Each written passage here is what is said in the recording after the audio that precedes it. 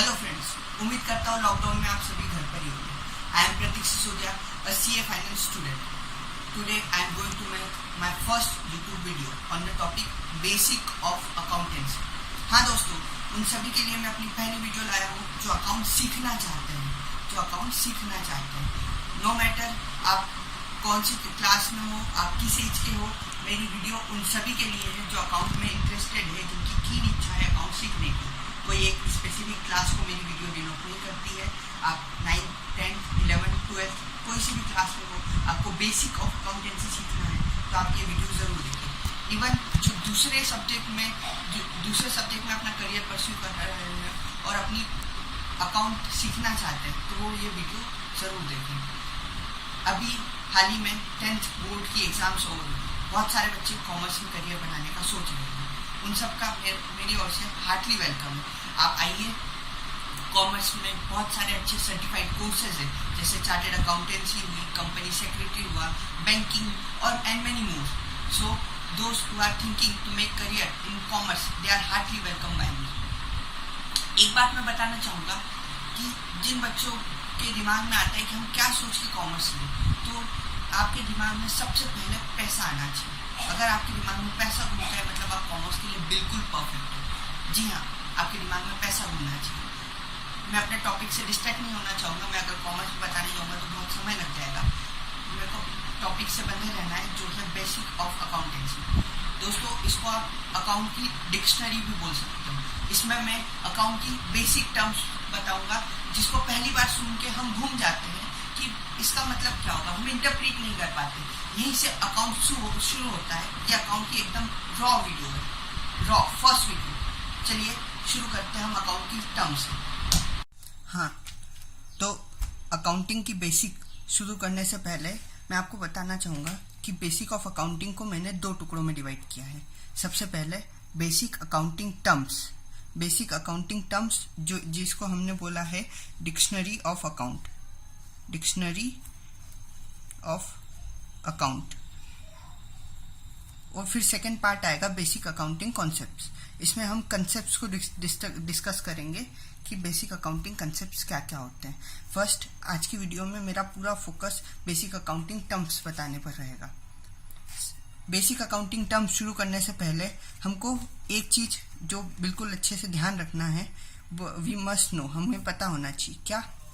ये देखिए यहाँ पर सबसे पहले ये है businessman.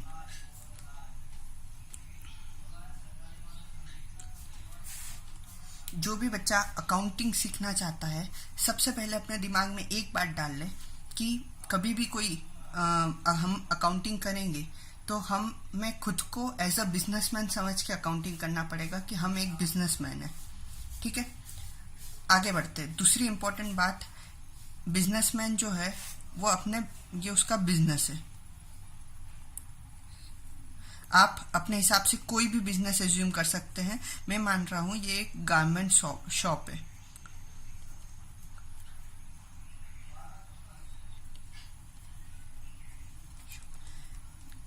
Based on the capacity of thinking, you can assume as it is the businessman is the CEO of a multi-product business, or even you can assume कि वो एक चाय की घुमटी चलाता है या पान की घुमटी चलाता है, उसका मालिक है. हमको सभी में अकाउंटिंग करना है और अकाउंटिंग सेम रहती है. It doesn't very from the volume of the business. सबसे पहले हमें पता होना चाहिए कि जब भी हम अकाउंटिंग करें तो एक चीज ध्यान रखें कि बिजनेसमैन अलग है और बिजनेस अलग है. बिजनेसमैन क्या करता है? मनी इन्वेस्ट करता है अपने बिजनेस में. बिजनेसमैन पैसा लगाता है. उस पैसे को बिजनेस ग्रो करता है. उस पैसे को बिजनेस ग्रो करता है, ग्रो करते चले जाता है. और ग्रो करने के बाद वो बिजनेस अपने मालिक को, बिजनेसमैन को रिटर्न प्रोवाइड करता है. तो हमें अकाउंटिंग जो है, हमें जो अकाउंटिंग करना है वो बिजनेसमैन की नहीं करना है. हमें अकाउंटिंग करना है बिजनेस की. हम इसकी अकाउंटिंग करेंगे. हमें सारा हिसाब बिजनेस का रखना है, ना कि बिजनेसमैन का. अब समझने वाली बात यह है कि इनके बीच में डिफरेंस कैसे पता करें. एक छोटा सा एग्जांपल लेता हूँ. बिजनेसमैन बाजार में गया और उसने हेयर कट कराया, अपना हेयर कट कराया. हेयर कट के उसने 200 रुपीज पे करे, तो क्या हम इसकी अकाउंटिंग करेंगे? हम इसकी अकाउंटिंग नहीं करेंगे। क्यों? क्योंकि ये इसका पर्सनल एक्सपेंस है। क्या है? पर्सनल एक्सपेंस है। इसका बिजनेस से कोई रिलेशन नहीं है। इस एक्सपेंस का बिजनेस से कोई रिलेशन नहीं है। इसने पर्सनली जाके पर्सनली पे करा। हाँ, अगर ये हेयर कट का पेमेंट अगर बिजनेस से होता, इफ पेमेंट फ्रॉम बिजनेस, तो हम इसको बिजनेस एक्सपेंस मानते।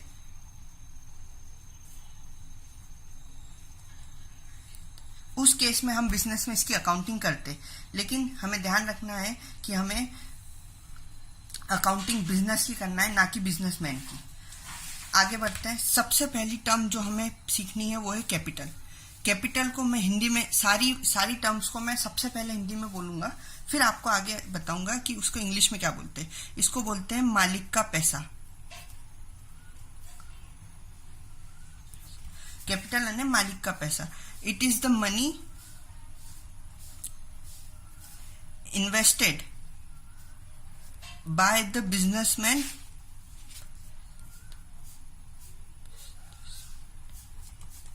Into the business. कोई भी बिजनेस शुरू करने से पहले एक बिजनेसमैन अपने बिजनेस में पैसा लगाता है। बिना पैसे के बिजनेस आगे ही नहीं बढ़ेगा। तो उस जो इनिशियल इन्वेस्टमेंट बोलते हैं, उस पैसे को हम बोलते हैं कैपिटल। अब कैपिटल बिजनेसमैन दो फॉर्म में प्रोवाइड कर सकता है। या तो वो बिजनेस को कैश दे दे या फिर कोई असेट दे दे। असेट, अभी मैं कैश पे फोकस करता हूं। एक एग्जांपल लेता हूं। Mister Ram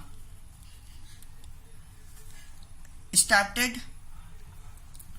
a business of selling papad with rupees 50,000. Here 50,000 initial investment is the capital of Mr. Ram, जो मालिक का पैसा है। असेट क्या होती है? नेक्स्ट हमारी टर्म जो हम सीखने वाले हैं वो असेट ही है। असेट पे आते हैं हम। तो ये पहली टर्म क्लियर होगी। कैपिटल किसको बोलते हैं? मालिक के पैसे को बोलते हैं। जो मालिक बिजनेस में इन्वेस्ट करता है जितना भी पैसा, उसको कैपिटल बोलते हैं। ये बिजनेस की जवाबदारी है, रिस्पॉन्सिबिलिटी है कि ये मालिक का पैसा जो उसने इनिशियली इन्वेस्ट किया उसको वापस वो रिटर्न करके मालिक को वापस दे बढ़ाकर। ये पहली हमारी टर्म थी कैपिटल की। सेकेंड टर्म पर आते हैं। Second term is asset. Asset को हिंदी में बोलते हैं संपत्ति।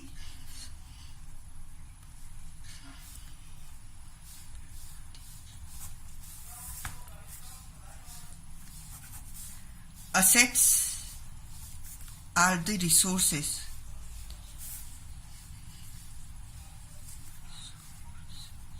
of business। यहां पर ध्यान रखने वाली बात है, असेट क्या है? एक रिसोर्स है। रिसोर्स मतलब संपत्ति। किसकी संपत्ति है? क्या मालिक की संपत्ति, बिजनेसमैन की संपत्ति? नहीं, ये किसकी संपत्ति है? बिजनेस की संपत्ति है। इसका मतलब क्या सर? इसका मतलब ऐसा है कि एक अगर बिजनेसमैन अपने बिजनेस में 50,000 रुपीज देता है, बिजनेस को 50,000 रुपीज देता है, तो बिजनेस के लिए ये 50,000 दो चीज वर्क करेगी। सबसे पहला मालिक की कैपिटल है इसमें 50,000 की, जो बिजनेस को वापस देना है। सेकेंड थिंग, ये 50,000 कैश आ गए बिजनेस के पास। इट इज संपत्ति of businessman, means asset of business. ये किसकी असेट हो गई? बिजनेस की। बिजनेसमैन ने तो पैसे देके अलग हो गया है, वो पैसा बिजनेस के पास आ गया, वो उसकी असेट है। असेट हमारी बहुत सारी प्रकार की होती है। जैसे मैं एग्जांपल देता हूं, machinery, cash, car, stock, debtors.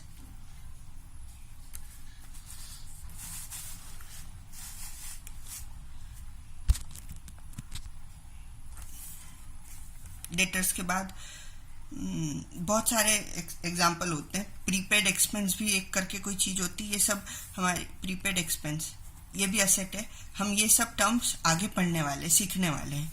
सबसे पहले ये जो पैसा है, मान के चलिए मशीनरी, कैश और कार, ये बिजनेसमैन ने बिजनेस को दी। इनिशियली बिजनेसमैन ने बिजनेस को दी, गिवन टू बिजनेस। तो ये मालिक की तरफ से तो उसकी कैपिटल हो गई, लेकिन बिजनेस के लिए असेट हो गए। और ये चीजें जो है बिजनेस ने खुद से एक्वायर करी, जो मालिक ने पैसा दिया उससे खुद से एक्वायर करी बिजनेस ने। तो दोनों ही असेट होती है। असेट मतलब संपत्ति, ऐसी संपत्ति किसकी, बिजनेस की, जिसको वो फर्दर आगे अपने बिजनेस में लगाए ताकि बिजनेस से वो ज्यादा से ज्यादा बिजनेस रिटर्न कमा के दे। Assets are resources of business which can be used in business or in other purpose by the business, only by the business. Liability क्या होती है सर? Liability को हिंदी में बोलते हैं जिम्मेदारी। It is an obligation. ये क्या है? Obligation है। किसकी obligation? Of businessman और business। ये किसकी ऑब्लिगेशन है? Business to repay. किस चीज की ऑब्लिगेशन है? रीपे करने की। क्या रीपे करने की सर? बिजनेस जब भी बिजनेस कोई स्टार्ट होता है तो बिजनेस के ऊपर अपने आप जिम्मेदारियां आती जाती है, लाइबिलिटी आती जाती है। Just like an example,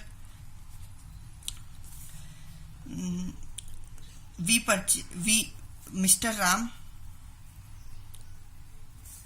purchased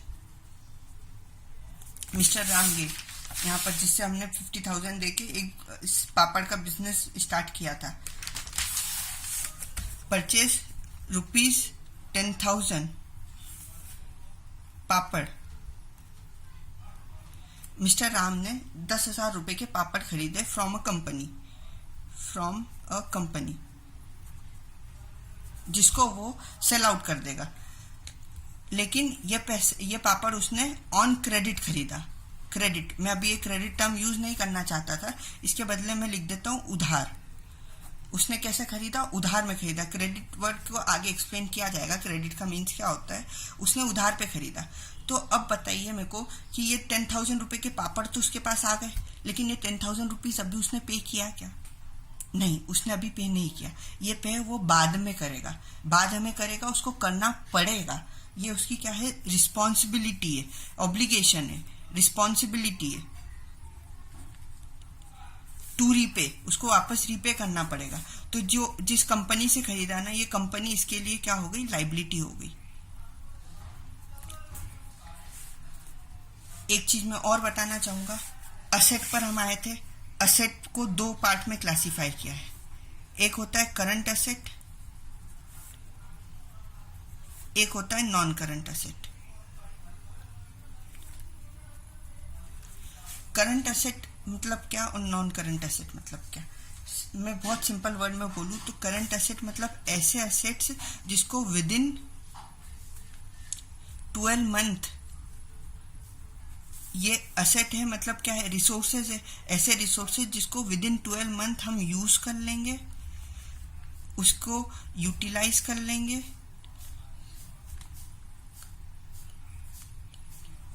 ऐसे रिसोर्सेज जिसको विद इन 12 मंथ हम यूज कर लेंगे या यूटिलाइज कर लेंगे, ऐसे रिसोर्सेज को हम करंट एसेट बोलते हैं। नॉन करंट एसेट मतलब क्या? ऐसे एसेट जिसका बेनिफिट मोर देन 12 मंथ में मिलेगा। ऐसे एसेट जिनका बेनिफिट मोर देन 12 मंथ में मिलेगा उनको नॉन करंट एसेट बोलते हैं। सेम हम लाइबिलिटी पे आते हैं। लाइबिलिटी में भी दो प्रकार की लाइबिलिटी होती है, two types of liability, current liability and non current liability. Non current liability और करंट लाइबिलिटी का भी सेम कॉन्सेप्ट है। ऐसी लाइबिलिटी जो विद इन 12 मंथ हमको पे करना है, ऐसी लाइबिलिटी जिनको हमको 12 मंथ के विद इन पे करना है, ऐसी जिम्मेदारियां जिनको हमको 12 मंथ के विद इन पे करना है, वो करंट लाइबिलिटी होती है। एग्जाम्पल, उधार, हमने किसी से उधार लिया, गुड्स उधार लिए, उसको हमको 2 महीने में या 3 महीने में विद इन 2 मंथ्स और 3 मंथ हमको रिटर्न करना है, तो वो current liability. Non current liability में आ जाइए बैंक लोन। हमने बैंक से लोन लेके रखा है फॉर बिजनेस,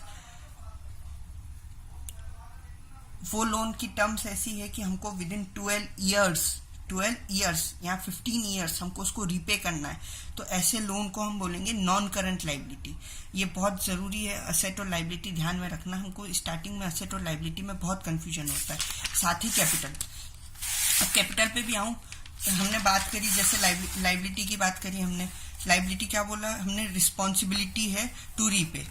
तो आप सोचिए, खुद सोचिए कि कैपिटल भी तो रिस्पॉन्सिबिलिटी है, जिसको हम बिजनेस को रिपे करना है, किसको, मालिक को। तो हम बोल सकते हैं capital is an special type of liability.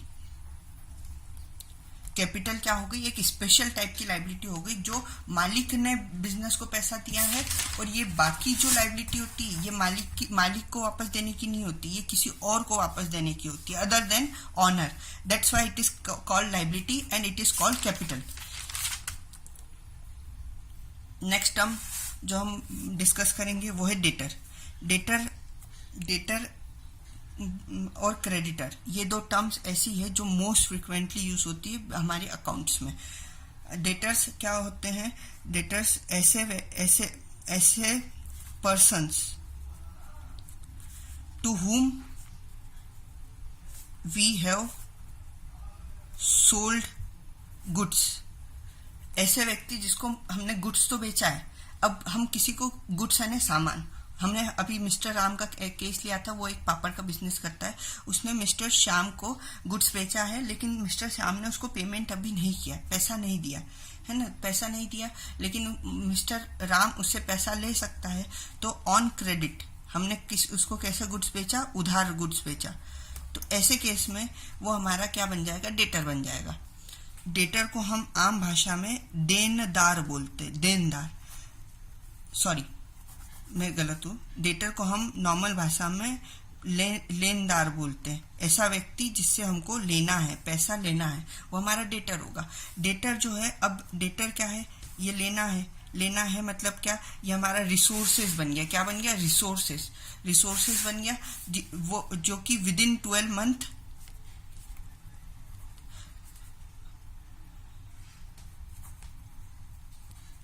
हम क्या कर लेंगे, इसको रियलाइज कर लेंगे। क्या कर लेंगे, रियलाइज, विद इन 12 मंथ हम इसको रियलाइज कर।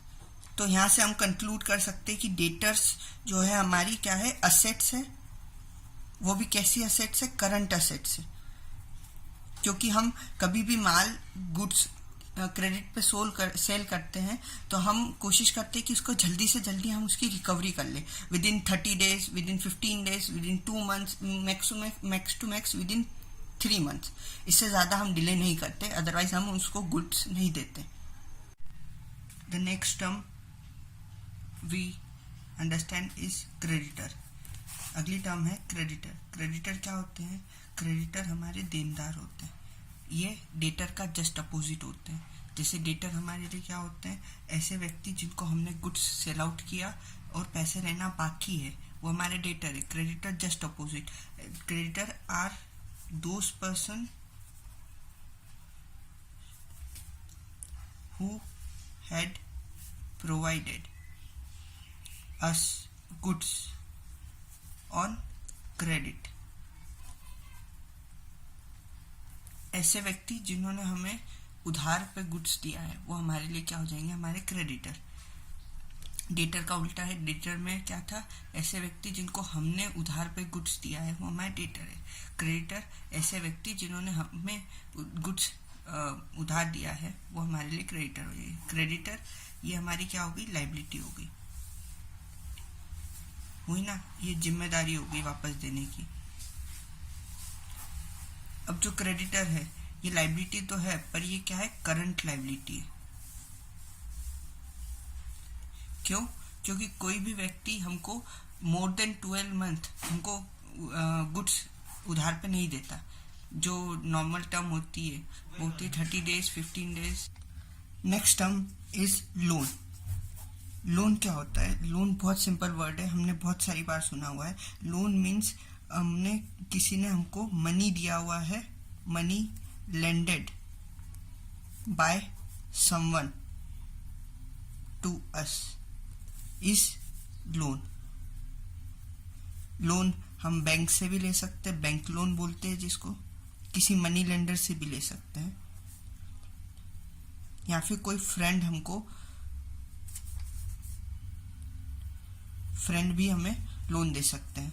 अब ध्यान देने वाली बात है कि लोन ऐसे तो कॉमन सेंस में लायबिलिटी होता है। क्यों? क्योंकि जिम्मेदारी है वापस देने की। बट कभी कभी हमें ये टर्म्स दिखती है लोन्स एंड एडवांसेस। क्या लिखा हुआ दिखता है? Loans and advances.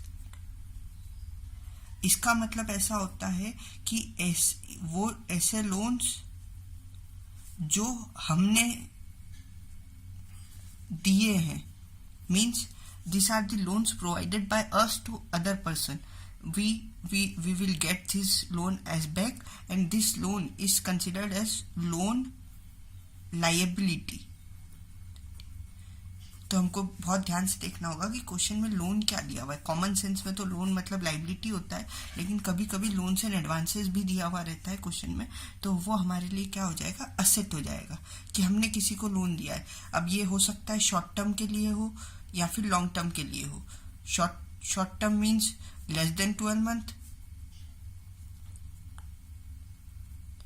Long term mean more than 12 month.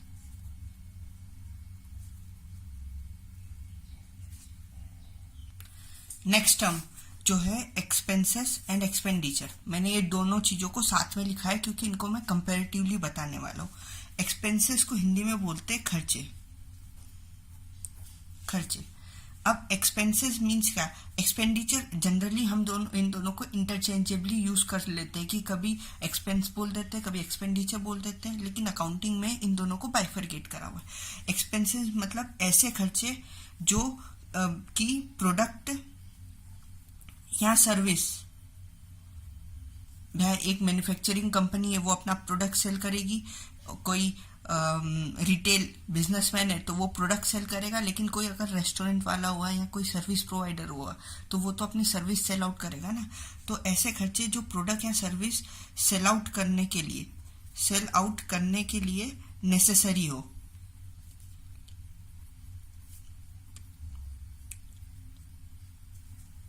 उन्हें हम एक्सपेंस कहते हैं।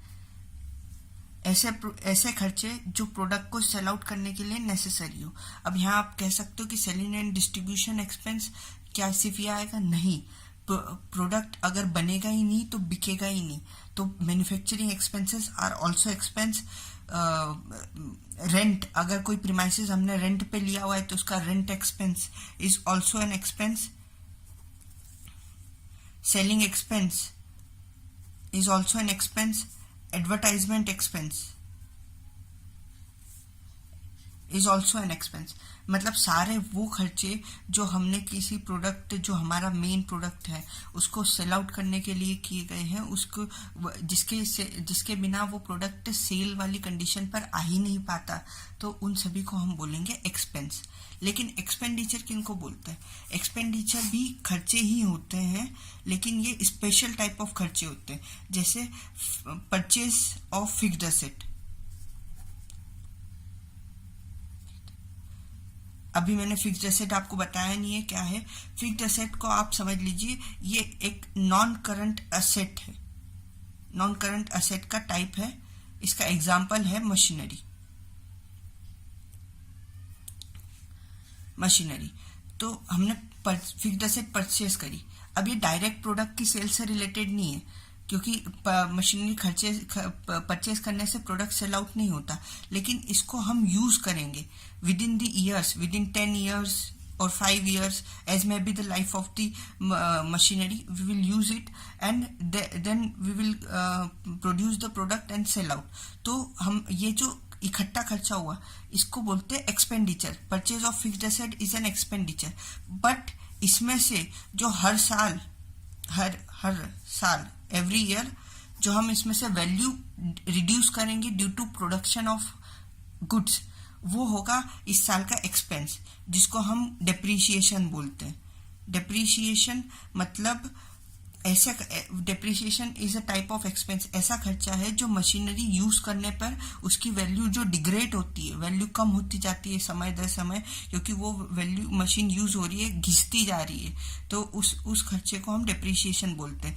तो for the sale of product we will use depreciation as an expense, but purchase of fixed asset is an expenditure. हमने कोई लॉन्ग टर्म एडवर्टाइजमेंट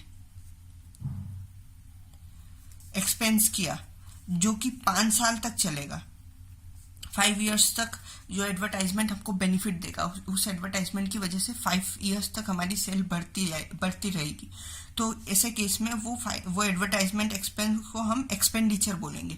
लेकिन उसका जो साल भर की वैल्यू है, विद इन 1 ईयर जो प्रोडक्ट को सेल करने में हमको एडवर्टाइजमेंट यूज हुआ, उसको हम इस साल का एडवर्टाइजमेंट एक्सपेंस बोलेंगे। हम ये मानते हैं कि हर साल एडवर्टाइजमेंट एक्सपेंस बराबर डिस्ट्रीब्यूट होता है, तो जो टोटल एडवर्टाइजमेंट एक्सपेंस हुआ उसको डिवाइड बाय 5 करके जो पर्टिकुलर इस साल का एक्सपेंस निकलेगा उसको एडवर्टाइजमेंट एक्सपेंस नाम से हम लिखेंगे, जो कि हमारा खर्चा होगा। तो एक्सपेंडिचर मतलब एक्सपेंसेस जो प्रोडक्ट की सेल के लिए हमने डायरेक्टली रिलेटेड है, डायरेक्टली इनडायरेक्टली प्रोडक्ट की सेल के लिए रिलेटेड है, बिजनेस के खर्चे। एक्सपेंडिचर मतलब स्पेशल टाइप ऑफ एक्सपेंसेस जो कि मोस्टली मोर देन 1 ईयर के लिए होते हैं, उनको हम एक्सपेंडिचर बोलते हैं। ठीक है, नेक्स्ट हम पर आते हैं रेवेन्यू। रेवेन्यू को हम सिंपल भाषा में इनकम बोलते हैं। हमारी जो इनकम होती है, हम बिजनेस किस लिए करते हैं? बिजनेस हमें रेवेन्यू जनरेट करके देता है। रेवेन्यू मीन्स इनकम जनरेट करके देता है। वो पूरी की पूरी इनकम हमारी कमाई नहीं होती है, वो इनकम में से हम एक्सपेंस रिड्यूस करते हैं।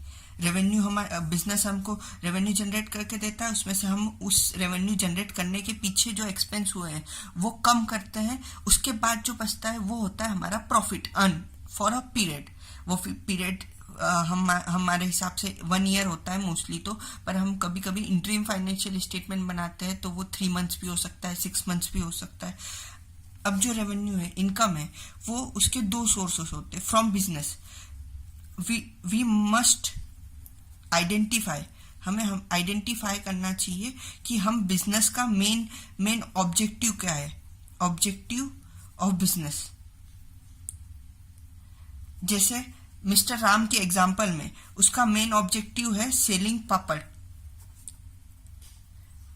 ही will earn money by selling papad. तो वो क्या हो गया, जो भी उसने सेल आउट किया, जो भी बिजनेस किया उसने पापड़ सेल करने से जो भी उसकी इनकम हुई वो उसका रेवेन्यू फ्रॉम बिजनेस होगा। ऐसा रेवेन्यू, ऐसी इनकम जो कि बिजनेस करने से आई है। अब फिर आप सोचेंगे कि अदर एक्टिविटी क्या होगी, हम तो बिजनेस करने के लिए ही करते हैं। नहीं, अदर एक्टिविटी क्या होती है, कभी सपोज एक बिजनेसमैन के पास एक्स्ट्रा कैश पड़ी हुई है, उसने उससे एफडी कर ली। बिजनेसमैन नहीं, बिजनेस के पास एक्स्ट्रा कैश पड़ी हुई है, बिजनेस ने उस नाम से एफडी कर ली, अपने नाम से, बिजनेस के नाम से। मिस्टर राम का बिजनेस जो है, उसका बिजनेस का नाम है Ram and company papad, Ram and company papad नाम से। उसमें एक्स्ट्रा कैश पड़ी हुई थी तो इस नाम से एक एफडी जनरेट कर ली। 1 साल बाद उस एफडी पे इंटरेस्ट इनकम हुई। क्या हुई? Interest income. तो ये जो इंटरेस्ट इनकम है ये बिजनेस इनकम से नहीं हुई है, पापड़ सेल आउट करने से नहीं हुई, ये अदर इनकम है। लेकिन इनकम तो है, और किसकी है? बिजनेस की है। क्यों? क्योंकि एफडी पापड़ और पापड़ and Ram and company papad नाम से थी, जो कि बिजनेस की इनकम है।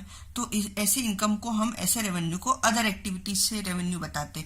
इसमें इंटरेस्ट के अलावा रॉयल्टी आता है, डिविडेंड इनकम आती है। डिविडेंड मैं बताऊंगा, डिविडेंड इनकम जब कोई व्यक्ति कंपनी के शेयर खरीद लेता है तो कंपनी के शेयर से जो इनकम होती है उसको डिविडेंड इनकम बोलते हैं। तो ये थी हमारा रेवेन्यू क्या होता है, इनकम क्या होती है, ये हमने देखा। रेवेन्यू हम बिजनेस से भी कमा सकते हैं, अदर एक्टिविटीज से भी कमा सकते हैं। अब बात आती है प्रॉफिट की। अब सिमिलरली मैंने प्रॉफिट और गेन भी साथ में ही लिखा है। ऐसा इसलिए लिखा है ताकि कंपेरेटिवली हम दोनों को साथ में समझ सके कि प्रॉफिट और गेन में डिफरेंस क्या है। अभी तक हम देखते आए हैं कि हम इंटरचेंजेबली इनको यूज कर लेते थे, कभी हम प्रॉफिट बोल लेते थे, कभी गेन बोल लेते थे। लेकिन अकाउंटिंग में स्पेसिफिकली बताया गया है कि प्रॉफिट क्या है और गेन क्या है। हमने जो ordinary course course of business है, business ordinary course of business हमारा जो भी हो, जैसे यहाँ पर मिस्टर राम एंड कंपनी का जो था पापड़ बेचने का था, वो उसकी ऑब्जेक्टिव ऑफ बिजनेस हमने आइडेंटिफाई करा था, ऑब्जेक्टिव ऑफ बिजनेस जो कि उसका सेलिंग पापड़ था। Objective of business means ordinary course of business उसका क्या है, उसमें रेवेन्यू जो भी अर्न करा उसमें से हमने जब एक्सपेंस रिड्यूस कर दिए फॉर अ पीरियड, ये बात चल रही है फॉर अ स्पेसिफिक पीरियड मतलब क्या कि ये फॉर 6 मंथ्स भी हो सकता है, 1 ईयर भी हो सकता है ना, 3 मंथ्स भी हो सकता है। फॉर अ स्पेसिफिक पीरियड जो भी रेवेन्यू हम बिजनेस ने अर्न किया और उसमें से बिजनेस के जो भी एक्सपेंस हुए तो उससे हमें क्या निकलेगा, प्रॉफिट निकलेगा। रेवेन्यू माइनस एक्सपेंस करके हमको प्रॉफिट निकलेगा। तो सर गेन भी तो वही होता है? नहीं, गेन होता है एक्स्ट्रा ऑर्डिनरी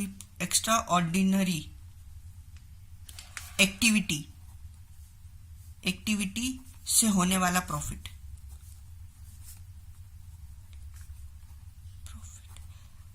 अब एक्स्ट्रा ऑर्डिनरी एक्टिविटी क्या? ऐसी एक्टिविटी जो ऑब्जेक्टिव ऑफ बिजनेस नहीं है।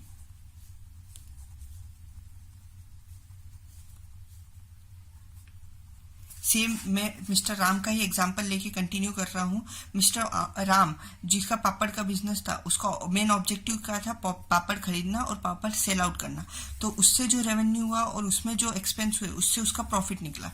लेकिन उसने कोई फिक्स्ड एसेट खरीद के रखी थी, फिक्स्ड एसेट कोई मशीनरी थी उसके पास, मशीन जिससे वो पापड़ पैक करता था। मशीन पापड़ बल्क में खरीदता था, फिर उसको स्मॉल पीसेस में पैक करके उसको सेल आउट करता था। तो वो मशीन उसने उसके पास सपोज करिए 1 लाख रुपीज की उसने मशीन लेके रखी थी, इन्वेस्ट करके रखी थी 1 लाख रुपीज की।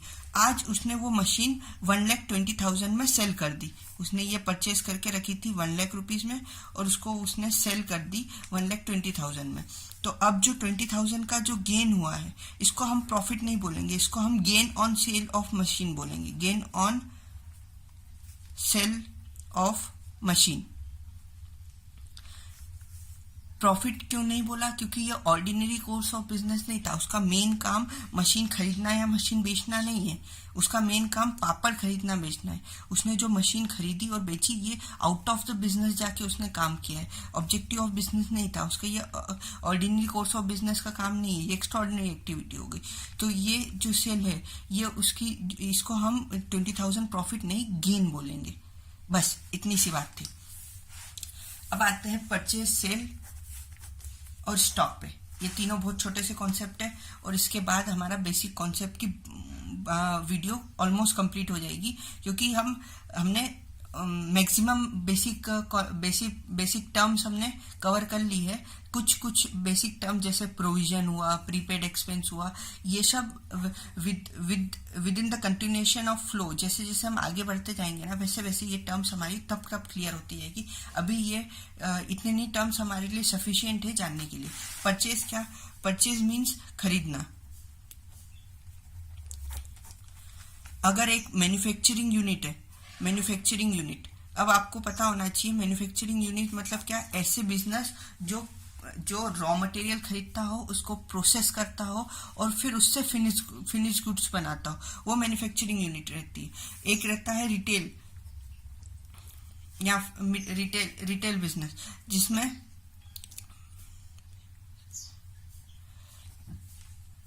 कुछ मैन्युफैक्चर नहीं होता, जिसमें हम गुड्स खरीदते हैं और उसको वैसा का वैसा मार्जिन पे सोल आउट कर देते हैं। तो जो परचेज होती है उसको खरीदना बोलते हैं। मैन्युफैक्चरिंग यूनिट के लिए जो रॉ मटेरियल वो उसको लगेगा, उसकी परचेज को हम परचेज बोलेंगे, उसकी परचेज को हम परचेज क्लासिफाई करेंगे। रिटेल बिजनेस के लिए जो उसका गुड्स है, वो जो परचेज कर रहा है, उसको हम परचेज क्लासिफाई करेंगे। नेक्स्ट टर्म है सेल। सेल मतलब बेचना। सेम परचेज से रिलेटेड है। अगर कोई मैन्युफैक्चरिंग यूनिट है, मैन्युफैक्चरिंग वाली यूनिट है, तो वो अपना फिनिश्ड गुड्स सेल करेगी, फिनिश्ड गुड्स सेल करेगी। अगर कोई रिटेल बिजनेस है तो वो जो परचेज गुड्स है, जो गुड्स उसने परचेज किया वही सेल आउट कर देगी, परचेज गुड्स को सेल कर देगी। परचेज मीन्स जो उसने ऑब्जेक्टिव था, उसका जो मेन ऑब्जेक्टिव था, वो गुड्स उसने खरीदा तो उसको परचेज, और जो सेल करा उसको सेल। सेल से हमारा क्या होता है, रेवेन्यू जनरेट होता है, रेवेन्यू जनरेट होता है। परचेज, ये परचेज को हमने, it is also a type of expense, ये स्पेशल टाइप ऑफ एक्सपेंस है। इसको बाकी एक्सपेंस के साथ एक साथ एक्सपेंस नहीं बोला, ये भी खरीदने पर पे तो कर रहे हैं, तो एक्सपेंस तो है, लेकिन स्पेशल टाइप ऑफ एक्सपेंस है जिसको परचेज बोल दिया, क्योंकि गुड्स खरीद रहे, जो हमारा मेन ऑब्जेक्टिव है उसी को हम खरीद रहे हैं। जैसे कैपिटल, हमने यहाँ पर कैपिटल को क्लासीफाई किया था, it is a special type of liability, वैसे ही जो परचेज है it is a special type of expense, special type of expense. अब आखिरी टर्म जो है वो है स्टॉक। स्टॉक क्या होता है, स्टॉक को हम एक और टर्म से बोलते हैं इन्वेंट्री। इन्वेंट्री, अब स्टॉक दो चीजों का हो सकता है, गुड्स का भी हो सकता है जो हमने परचेज करा है। मान के चलिए हमने 10 केजी पापड़ परचेज करे थे राम एंड कंपनी ने, उसमें से जो सेल आउट हुए वो 8 केजी पापड़ ही हो पाए, 2 केजी अभी भी हमारे पास बचे हुए, तो ये जो 2 केजी हो गया, ये हो गया स्टॉक। अब स्टॉक दो प्रकार का होता है, स्टॉक ऑफ गुड्स जो कि हमने देखा, और स्टॉक ऑफ कंज्यूमेबल्स भी होता है, कंज्यूमेबल्स। और मैन्युफैक्चरिंग यूनिट के लिए स्टॉक तीन टुकड़ों में हम बोल सकते हैं स्टॉक को। सबसे पहले कंज्यूमेबल्स मतलब क्या, कि हमारे पास कोई मशीन, पापड़ को पैक करने के लिए मशीन है। मशीन तो क्या है, हमारी एसेट है, लेकिन मशीन में लगने वाले कुछ नट्स एंड बोल्ट्स, जो मशीन में नट बोल्ट्स खराब हो जाते हैं, उसका हमने स्टॉक करके रखा है। हमारे पास सपोज 100 नट्स है ऑफ मशीन, तो ये हमारा स्टॉक ऑफ कंज्यूमेबल्स हो गया। इन्वेंट्री क्या है, इन्वेंट्री, हम स्टॉक ऑफ कंज्यूमेबल को इन्वेंट्री नहीं बोलते, हम जो गुड्स का स्टॉक है उसको इन्वेंट्री का क्लासीफाई करते हैं, और स्टॉक ऑफ कंज्यूमेबल को अदर स्टॉक बोलते हैं। मैन्युफैक्चरिंग यूनिट के लिए 3 चीजों का स्टॉक हो सकता है। सबसे पहले रॉ मटेरियल, जो उसने खरीदा लेकिन वो पूरा यूज नहीं कर पाए तो बच गया। एक होता है फिनिश्ड गुड्स, जो बना के तो रखा, मैन्युफैक्चरिंग यूनिट रॉ मटेरियल को कन्वर्ट करके फिनिश गुड्स बना लिया, जो वो बेचेगी, लेकिन वो रॉ फिनिश गुड्स बिक नहीं पाया, तो वो भी उसके ईयर एंड पर उसके स्टॉक में होगा, तो उसको भी हम क्या क्लासीफाई करेंगे, इन्वेंट्री। ये सभी इन्वेंट्री है। एक होता है WIP stands for work in progress. इसका मतलब क्या सर, हमने रॉ मटेरियल परचेज करा था, उसको हम फिनिश गुड्स में कन्वर्ट कर रहे थे। 4-5 स्टेप में हमारा रॉ मटेरियल फिनिश गुड्स में कन्वर्ट होता है। हमारी मशीन ए में जाता है पहले रॉ मटेरियल, फिर उसमें से निकल के मशीन बी में, फिर मशीन सी में, फिर मशीन डी में, फिर मशीन ई में, फिर जाके वो फाइनली फिनिश गुड्स में कन्वर्ट होता है।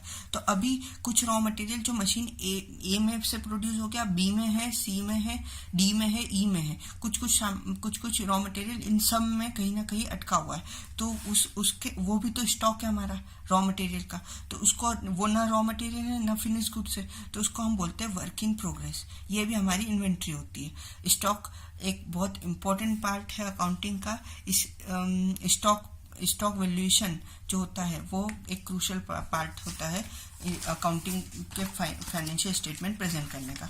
तो ये थी हमारी बेसिक टर्म्स जो हमने अभी सीखी, सारी मोस्टली मैंने सारी कवर कर दी है। अब नेक्स्ट वीडियो में हम जो बेसिक अकाउंटिंग कंसेप्ट्स होते हैं उनके बारे में पढ़ेंगे कि कितने अकाउंटिंग कंसेप्ट्स होते हैं बेसिक, और वो क्या कहना चाहते हैं कि भैया अकाउंटिंग हम कैसे करें, कैसे अप्रोच क्या होगी अकाउंटिंग करने की, वो हम बेसिक अकाउंटिंग कंसेप्ट में सीखेंगे, जिससे ये बेसिक टर्म्स जो है सारी हमने जो सीखी वो हमारी सारी इसमें यूज होने वाली है। सबसे पहले हमने कैपिटल देखा, फिर हमने एसेट को समझा, एसेट क्या होता है, फिर लाइबिलिटी समझा, फिर डेटर समझा, फिर उसके बाद हम आगे बढ़े, हमने क्रेडिटर समझा, फिर लोन समझा, फिर एक्सपेंसेस और एक्सपेंडिचर के बीच में डिफरेंस समझा, फिर उसके बाद रेवेन्यू देखा हमने क्या होता है, फिर उसके बाद प्रॉफिट देखा हमने, गेन देखा, परचेज देखा, सेल्स देखा, और आखिर में स्टॉक देखा। ये थी हमारी बेसिक कंसेप्ट की वीडियो। होप आपको अच्छी लगी हो। Thank you.